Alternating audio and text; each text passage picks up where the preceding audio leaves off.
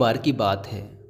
पहाड़ी के नीचे बसे एक छोटे से गांव में एक जवान लड़का रहता था। वह लड़का उस पूरे गांव में अपने आलस्य और काम चोरी के लिए प्रसिद्ध था। सभी गांववासी उसे आलसी कहकर ही पुकारते थे, क्योंकि वह पूरे दिन एक पेड़ के नीचे पड़ा रहता, झपकियां लेता और अपने भविष्य के बारे में अच्छे अच्छे सपने देखता। उसके दिन ऐसे ही आलस्य में गुजर रहे थे। लेकिन एक दिन उस गांव में एक बौद्ध भिक्षु पधारे, जो कि अगले 3 दिनों तक उसी गांव में ठहरने वाले थे। बौद्ध भिक्षु गांव में भिक्षा मांगते, दिन भर लोगों को उपदेश देते और रात्रि में गांव के बाहर बने बौद्ध मठ में विश्राम करते। बौद्ध भिक्षु जब भी भिक्षाटन के लिए जाते और भिक्षा लेकर वापस लौटते, तो वो हर बार उस जवान लड़के को उसी पेड़ के नीचे लेटा हुआ पाते। बौद्ध भिक्षु 2 दिनों तक ये सब देखते रहे और वो समझ गए कि यह लड़का मानसिक आलस्य का गुलाम है। तीसरे दिन जब बौद्ध भिक्षु भिक्षा लेकर वापस लौट रहे थे, तो वह उस लड़के के पास गए, जो कि अभी भी उसी पेड़ के नीचे लेटा हुआ था। भिक्षु ने लड़के से कहा, बेटे, मेरे पास तुम्हारे लिए एक काम है। मैं चाहता हूँ कि तुम उस पहाड़ी की चोटी तक जाओ और वहाँ से मेरे लिए एक पंख लेकर आओ। लड़के ने लेटे लेटे ही अपना सिर पहाड़ी की तरफ घुमाया और उसकी सबसे ऊंची चोटी तक अपनी नज़र दौड़ाई। उसके बाद उसने बौद्ध भिक्षु की तरफ देखा और उपहास उड़ाते हुए कहा, यह असंभव है, मैं उस पहाड़ी के शिखर तक नहीं जा सकता, मैं बहुत आलसी हूँ। बौद्ध भिक्षु ने मुस्कुराते हुए कहा, अरे, लेकिन मुझे जिस पंख की तलाश है वो इस पहाड़ी के शिखर पर भी नहीं मिलेगा। वो तो इस पहाड़ी के दूसरी तरफ एक गुफा के अंदर मिलेगा, जिसके लिए इस पहाड़ी के शिखर तक चढ़कर दूसरी तरफ नीचे उतरना होगा। लेकिन वह कोई साधारण पंख नहीं है। ऐसा पंख तुमने आज तक नहीं देखा होगा। वो एक बहुत ही दुर्लभ लेकिन सुंदर पंख है, जो अपनी रोशनी बिखेरता है। भिक्षु की इन बातों से उस लड़के के अंदर उत्सुकता जागी। उसने आज से पहले ऐसे किसी पंख के बारे में कभी नहीं सुना था और ऐसे रोमांचक सफ़र के बारे में सोचकर वह अंदर से उत्साहित हो उठा। इसीलिए उसने भिक्षु की चुनौती को स्वीकार करने का निश्चय किया और वह पहाड़ी की तरफ चल पड़ा। लेकिन चढ़ाई बहुत लंबी और कठिन थी। जल्द ही लड़के का शरीर थकने लगा, सांस फूलने लगी और शरीर से काफ़ी पसीना बहने लगा। लेकिन फिर भी उसने चलना जारी रखा। वो जैसे जैसे ऊपर और ऊपर चढ़ता गया, उसे प्रसन्नता और उत्साह की अनुभूति होने लगी, जिसे उसने आज से पहले कभी महसूस नहीं किया था। अंततः जब वह कड़ी मेहनत और लंबे प्रयास के बाद पहाड़ी के शिखर पर पहुंचा, तो वह पूरी तरह से थक चुका था। लेकिन वह बहुत खुश था। उसे अंदर से आत्मसंतुष्टि का एहसास हो रहा था। उसके चेहरे पर योद्धाओं जैसी मुस्कान थी, जैसे उसने कोई युद्ध जीत लिया हो। उसने पहाड़ी के शिखर से नीचे देखा। उसके सामने एक बहुत ही मनमोहक दृश्य था। उसने अपने अंदर एक उपलब्धि की भावना महसूस की, जो उसने आज से पहले कभी नहीं की थी। लेकिन असली चुनौती आगे थी। लड़के को पहाड़ के दूसरी ओर उतरना था और उस गुफा को ढूंढना था जहां पंख के मिलने की बात कही गई थी। नीचे उतरना और भी ज़्यादा मुश्किल व खतरनाक था, क्योंकि ढलान ज़्यादा खड़ी थी और चढ़ाई के समय लड़का कई बार लड़खड़ाया और गिरा भी था, तो वह डर भी उसके अंदर था। लेकिन भिक्षु को पंख लाकर देने के वादे की वजह से वह लगातार आगे बढ़ता रहा। काफ़ी खोज मशक्क़त और कड़ी मेहनत के बाद जब वह अंत में गुफा तक पहुंचा, तो उसने देखा कि पंख वहीं पड़ा हुआ था, जो गुफा के प्रवेश द्वार से छनकर आ रही रोशनी में चमक रहा था। उसने पंख उठाया, लेकिन उसकी सुंदरता को देखकर अचंभित रह गया। वह काफ़ी देर तक पंख को ही घूरता रहा, लेकिन फिर अचानक उसे याद आया कि अभी तो उसे वापस भी जाना है। उसने खुद की तरफ देखा। वह पूरी तरह से थक चुका था। वह चिंतित हो गया कि वह पहाड़ पर कैसे चढ़ेगा और भिक्षु तक पंख कैसे पहुंचाएगा। एक पल के लिए उसने हार मानने के बारे में सोचा, लेकिन फिर उसे वह उपलब्धि और गर्व की भावना याद आ गई, जो उसने पहाड़ी के शिखर पर पहुंचने पर महसूस की थी। उसे एहसास हुआ कि उसके अंदर इस सफ़र को दोबारा पूरा करने की ताकत और दृढ़ संकल्प है। वह दोबारा पहाड़ी पर चढ़ने लगा। उसकी मांसपेशियों में दर्द हो रहा था, पैर कांप रहे थे, फेफड़े फटे जा रहे थे। वह कई बार लड़खड़ाकर गिर भी पड़ा, लेकिन उसने हार नहीं मानी। वह खुद को आगे बढ़ाने के लिए लगातार प्रेरित करता जा रहा था। अथक प्रयास और घंटों की कड़ी मेहनत के बाद अंततः जब वह बौद्ध भिक्षु के पास पहुंचा और उनके हाथों में वह पंख रखा तो उसकी खुशी का ठिकाना ना रहा। उसे महसूस हुआ कि आज उसने अपने आलस्य पर काबू पा लिया है और कुछ महत्वपूर्ण करके दिखाया है। उसके चेहरे पर इतनी खुशी और संतुष्टि का भाव देखकर बौद्ध भिक्षु मुस्कुराए और बोले, बहुत बढ़िया मेरे बच्चे, आज तुमने जीवन का एक बहुत ही महत्वपूर्ण सबक सीखा है कि आलस्य कोई ऐसी चीज़ नहीं है जिसे स्वीकार कर लिया जाए या सहन किया जाए। आलस्य एक चुनौती है जिसे दूर करना होगा। यह एक बाधा है जिसे पार करना होगा और आलस्य को ख़त्म करने के लिए तुम्हें अपना पहला कदम उठाना ही पड़ेगा। अपने लक्ष्य की ओर चलना ही पड़ेगा और तब तक चलते रहना पड़ेगा जब तक तुम अपनी मंजिल को हासिल नहीं कर लेते। लड़के ने भिक्षु के शब्दों की गहराई और उसके महत्व को समझते हुए हाँ में अपना सिर हिला दिया। आज उसे एहसास हुआ कि वह हमेशा से ही बड़ी और महान चीज़ों को करने में सक्षम था, लेकिन उसके आलस्य ने उसे रोक रखा था। अब वह जानता था कि उसके पास अपने रास्ते में आने वाली किसी भी बाधा को दूर करने की ताकत और दृढ़ संकल्प है। इसके बाद भिक्षु ने उस लड़के को आशीर्वाद दिया और उस गांव से चले गए। ये लड़ाई लड़नी बहुत जरूरी है। ये दुनिया बड़ी जालिम है दोस्तों। इस सेल्फिश दुनिया में अगर तुमने अकेले चलना नहीं सीखा, अकेले जीना नहीं सीखा, तो ये दुनिया की भीड़ कब तुम्हारा अस्तित्व खत्म कर देगी तुम्हें पता भी नहीं चलेगा। इसलिए हर अच्छी बुरी परिस्थिति से अकेले लड़ना सीख लो। किसी के भरोसे बैठ गए, किसी को अपना मान लिया तो धोखा ही खा जाओगे।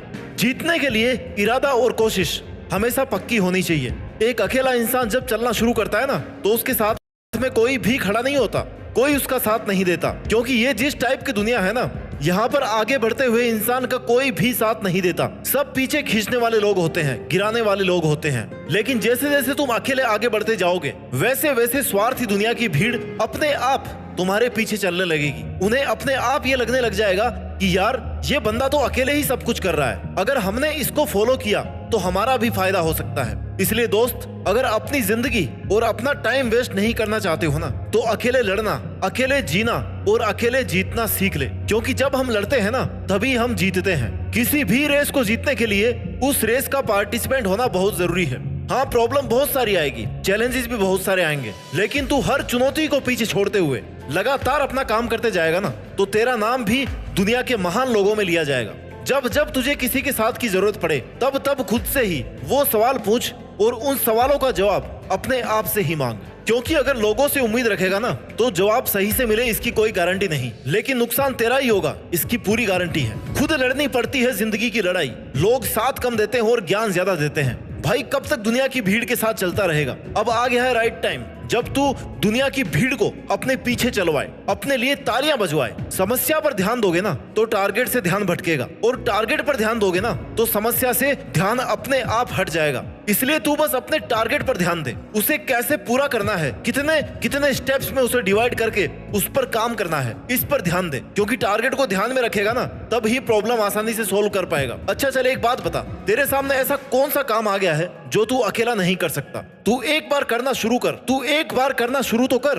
खुद को ही विश्वास तो दिला कि तू कर सकता है। क्योंकि जब तक अपनी लड़ाई खुद नहीं लड़ेगा ना, तब तक तेरा साथ देने कोई नहीं आएगा। जिंदगी के 90% टाइम में अपने सपनों के लिए या अपने फ्यूचर के लिए लड़ाई अकेले खुद ही लड़नी पड़ती है। कोई किसी का सगा नहीं है। समय समय पर सब साथ छोड़ देते हैं। इसलिए अभी भी तेरे पास टाइम है। अपने डिसीजन लेकर उन पर मेहनत करके अपने दम पर अपनी औकात बना सकता है। क्योंकि तेरे पास ज्यादा समय नहीं बचा है। जिस 25 से 30 साल वाले पड़ाव में तुम हो ना, तुम पहले से 4-5 साल बर्बाद कर चुके हो। इसलिए जो उम्र तुम्हारी चल रही है, ये वही समय है जब कोई कुछ कर गया वो अपने घर गया, नहीं तो समझो वो मर गया। यहाँ मरने का मतलब है कि फिर वो ना अपनी पहचान नहीं बना पाएगा और ना ही अपना नाम बना पाएगा, क्योंकि उसका वक्त चला जाएगा। मेहनत करने का एक राइट टाइम होता है। उसके जाने के बाद सिर्फ फ्रस्ट्रेशन और प्रेशर बचता है। बहुत से महान लोगों को तुम जानते होंगे जिन्होंने अपने जीवन का बड़े से बड़ा फैसला अकेले लिया है, बड़े से बड़े काम को अकेले शुरू किया है, चाहे उनकी फाइनेंशियल कंडीशन कैसी भी रही हो। लेकिन उन्होंने ये कभी नहीं सोचा कि मैं इस काम को कैसे पूरा करूंगा, क्योंकि जो शुरू कर सकता है ना, उसके पास उस काम को पूरा करने के लिए बहुत सारे ऑप्शंस खुल जाते हैं।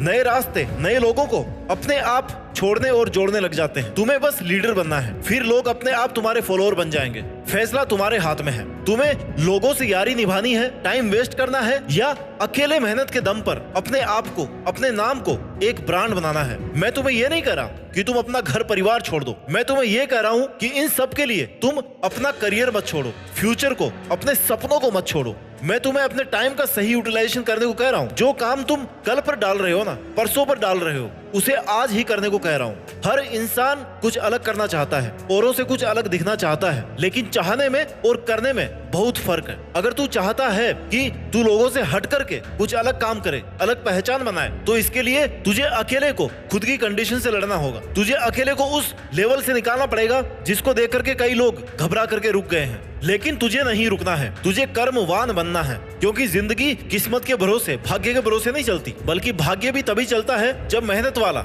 हार्ड वर्क वाला पहिया घूमता है। वक्त से लड़कर जो नसीब बदलते इंसान वही है जो खुद अपनी तकदीर बदल दे। कर्मवान बनो, भाग्यवान नहीं। तुम चाहे कितने भी इंटेलिजेंट हो, अगर तुमने अपनी इंटेलिजेंस, अपने टैलेंट का सही टाइम पर सही यूज नहीं किया ना, तो टाइम निकलने के बाद में ये टैलेंट, ये इंटेलिजेंस किसी भी काम का नहीं रह जाएगा। जिंदगी के बारे में एक कहावत है कि जब तक मैंने जाना जीवन क्या है, जीवन बीत गया। जब तक मैंने समझा जीवन क्या है, जीवन बीत गया, जीवन बीत गया।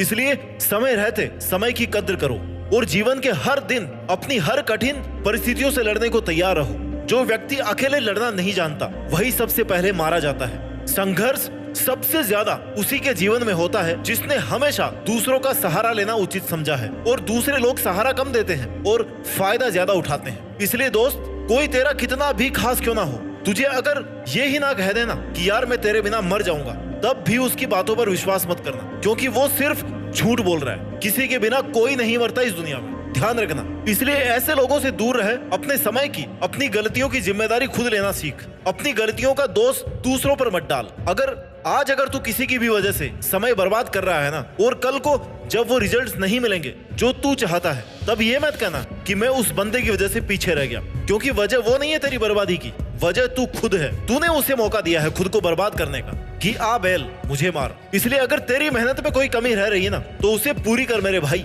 लोगों पर और किस्मत पर अपनी गलतियों और कमजोरियों का बोझ डालने की जरूरत नहीं है। मेहनत तूने नहीं की, टाइम वेस्ट तूने किया। अकेले मेहनत करने से, अकेले लड़ने से डर तू रहा था, तो जिम्मेदारी भी खुद लेना कि हाँ मेरा फेलियर है और मेरे फेलियर का जिम्मेदार मैं खुद हूँ, क्योंकि मैं चाहता ही नहीं था कि कुछ बड़ा करूं। इसलिए अपना वक्त, अपना माइंड और अपना कीमती टाइम सब बर्बाद करता रहा। सुनो, जो काम करता है ना, गलतियां उसी से होती है। गलतियां करना गलत नहीं है, उसे रिपीट करना गलत है, उनसे कुछ नहीं सीखना गलत है। गलती करने का तो ये मतलब है ना कि तुमने एटलीस्ट कुछ नया करने का ट्राई किया, और गलती करने के बाद जब हम उससे सीख लेते हैं तो उससे एक स्टेप अपने आप आगे पहुंच जाते हैं कि हाँ यार दोबारा ये तो नहीं करना। गलतियों से सबक लो और आगे बढ़ो। लेकिन तुम गलती करके उसका बोझ दूसरों पर डालकर मेहनत से बचने के तरीके निकाल रहे हो ना, तो तुम महान बनने के नहीं बल्कि बर्बाद होने के रास्ते पर हो। इसलिए अगर किसी को लगता है कि वो अकेलेपन की बेड़ियों में जकड़ा हुआ है, उसे अपना ही सपना पूरा करने के लिए किसी और का साथ चाहिए,